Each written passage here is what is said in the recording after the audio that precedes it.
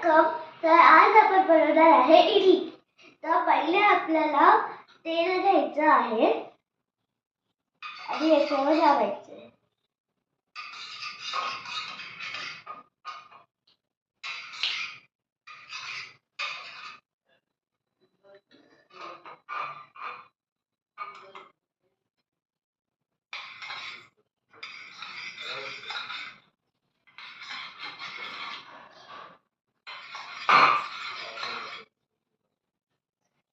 आणि आता आपण इडलीचं बॅटर जे बनवलं आहे घरी त्याला त्या बॅटरला याच्यात टाकायचं.